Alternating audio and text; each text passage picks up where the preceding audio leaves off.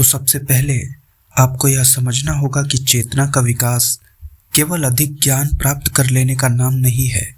कई लोग आध्यात्मिक पुस्तकें पढ़ते हैं, घंटों ध्यान करते हैं, बड़े बड़े विचार सुनते हैं, ईश्वर के बारे में चर्चा करते हैं, फिर भी वर्षों बाद उनके भीतर वही भय, वही क्रोध, वही असुरक्षा, वही इच्छाएं और वही प्रतिक्रियाएं दिखाई देती हैं।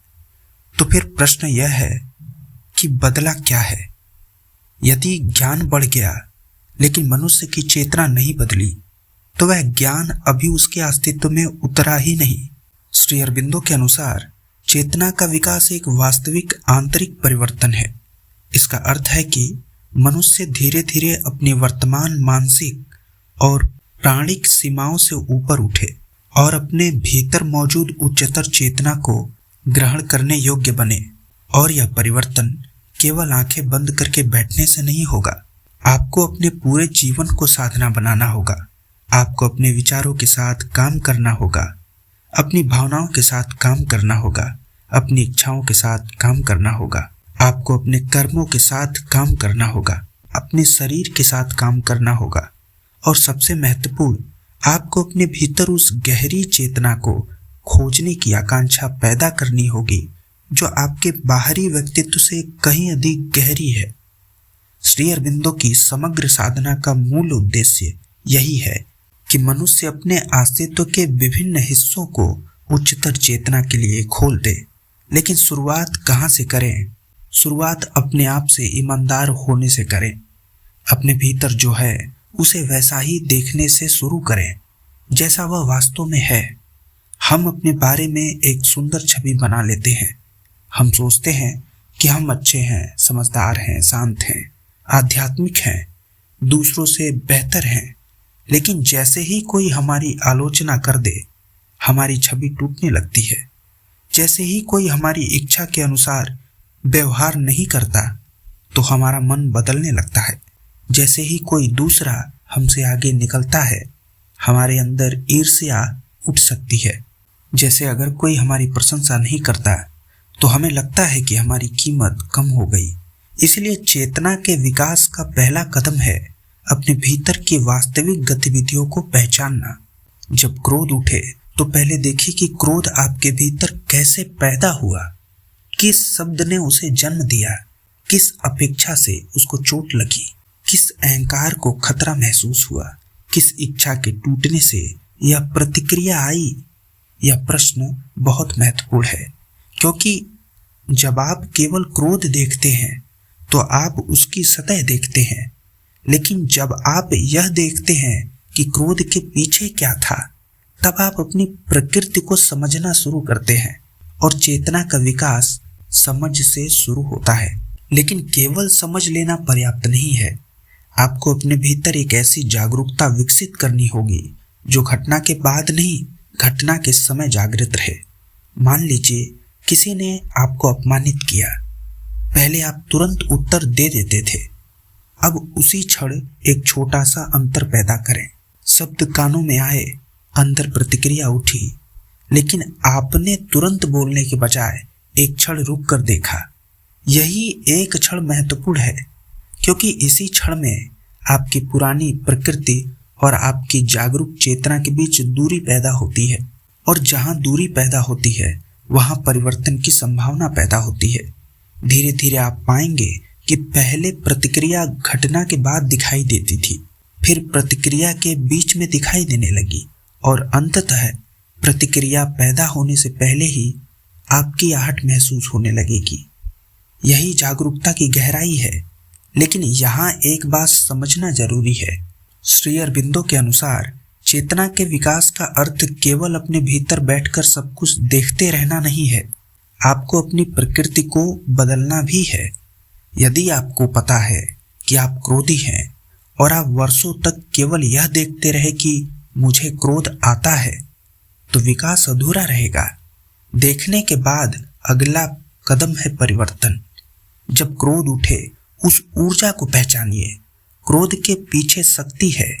उस शक्ति को आप किसी रचनात्मक कार्य में लगा सकते हैं। उसी शक्ति को दृढ़ता में बदल सकते हैं। उसी शक्ति को अन्याय के विरुद्ध साहस में बदला जा सकता है। इसी तरह इच्छा के साथ भी है। इच्छा उठी तो उसे तुरंत दबाना आवश्यक नहीं है। पहले समझिए कि उसके भीतर कौन सी शक्ति कार्य कर रही है। क्या यह केवल इंद्रिय सुख की चाह है?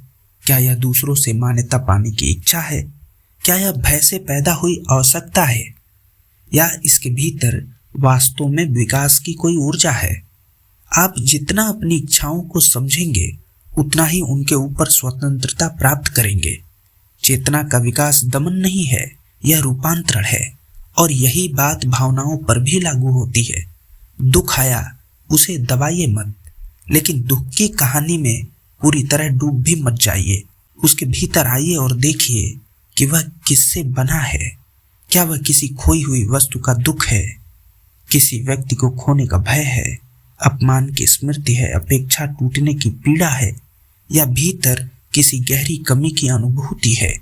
जब आप भावना की जड़ तक पहुंचते हैं तब भावना केवल आपको नियंत्रण करने वाली शक्ति नहीं रहती, वह आपको स्वयं को जानने का माध्यम बन जाती है। यही चेतना के विकास का वास्तविक अभ्यास है। अब अपने मन के साथ काम करना शुरू कीजिए। मनुष्य का मन लगातार बोलता रहता है। एक विचार खत्म नहीं होता कि दूसरा आ जाता है।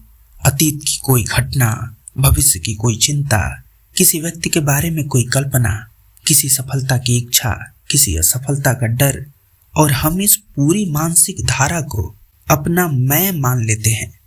लेकिन यदि आप चेतना का विकास करना चाहते हैं तो आपको धीरे धीरे यह समझना होगा कि मन में आने वाला प्रत्येक विचार आपका सत्य नहीं है। हर विचार को स्वीकार करना आवश्यक नहीं है। हर विचार पर विश्वास करना आवश्यक नहीं है। हर विचार के पीछे चलना आवश्यक नहीं है। मन एक उपकरण है, उसे आपका स्वामी बनने की आवश्यकता नहीं। इसीलिए प्रतिदिन कुछ ऐसा रखें जब आप अपने मन की गतिविधियों को देखें, लेकिन विचारों से लड़े नहीं। उन्हें जबरदस्ती रोकने की कोशिश न करें। आपका काम यह जानना है कि कौन सा विचार कहाँ से आ रहा है, कौन सा विचार आदत से आता है, कौन सा भय से, कौन सा इच्छा से, कौन सा अहंकार से, और कौन सा विचार वास्तव में किसी गहरी अंतर्दृष्टि से उठ रहा है। धीरे धीरे आपका मन अधिक शांत और अधिक पारदर्शी होने लगेगा। और जब मन शांत होता है तब उच्चतर चेतना के लिए जगह बनती है। यही ध्यान का महत्व आता है। लेकिन ध्यान का अर्थ केवल किसी विशेष मुद्रा में बैठना नहीं। ध्यान का अर्थ है अपने भीतर ऐसी जगह बनाना जहां आप बाहरी मानसिक शोर से थोड़ी देर अलग रह सके। आप सुबह उठकर कुछ समय शांत बैठ सकते हैं। आंखें बंद करें, सांस को स्वाभाविक रहने दें और किसी अनुभव को मजबूत ना करें। आपको प्रकाश दिखाई दे यह आवश्यक नहीं है। कोई ऊर्जा महसूस हो यह भी आवश्यक नहीं है। कोई अद्भुत अनुभव हो यह भी आवश्यक नहीं है। आपका काम केवल उपस्थित रहना है। और यदि विचार आते हैं तो उन्हें देखकर वापस अपनी आंतरिक शांति की ओर लौटना है। धीरे धीरे यह अभ्यास आपके दिन में फैलना चाहिए। ध्यान केवल आधे घंटे तक सीमित नहीं रहना चाहिए। चलते समय भी जागरूकता, काम करते समय भी जागरूकता, बोलते समय जागरूकता, खाते समय भी जागरूकता, किसी से मिलते समय भी जागरूकता। यही कारण है कि चेतना का विकास जीवन से अलग कोई गतिविधि नहीं है। आपका पूरा जीवन इसका क्षेत्र है।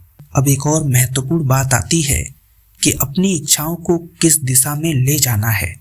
मनुष्य के भीतर इच्छा की शक्ति बहुत बड़ी है, लेकिन इच्छा सामान्यतः बाहर की वस्तुओं की ओर भागती है। मुझे यह चाहिए, मुझे वह चाहिए, सम्मान चाहिए, सफलता चाहिए, मुझे प्रेम चाहिए, मुझे पैसा चाहिए, या फिर मुझे दूसरों से अधिक चाहिए। और इस दौड़ का कोई अंत नहीं। एक इच्छा पूरी हुई तो दूसरी इच्छा पैदा हो गई। इसीलिए चेतना के विकास के लिए इच्छा को समाप्त करने से पहले उसकी दिशा बदलनी होगी। एक इच्छा ऐसी भी हो सकती है जो आपको भीतर की ओर ले जाए। सत्य को जानने की इच्छा, अपने वास्तविक स्वरूप को जानने की इच्छा, दिव्य चेतना को अनुभव करने की इच्छा, अपने भीतर को अधिक शुद्ध और अधिक सार्थक बनाने की इच्छा। श्री अरबिंदो की साधना में यह गहरी आकांक्षा बहुत महत्वपूर्ण है। आपके भीतर एक ऐसी पुकार होनी चाहिए जो केवल संसार की वस्तुओं के लिए न हो। वह पुकार आपको भीतर से ऊपर की ओर खींचे। और जब यह आकांक्षा सच्ची होती है तो साधना केवल एक अभ्यास नहीं रहती, वह जीवन की दिशा बन जाती है।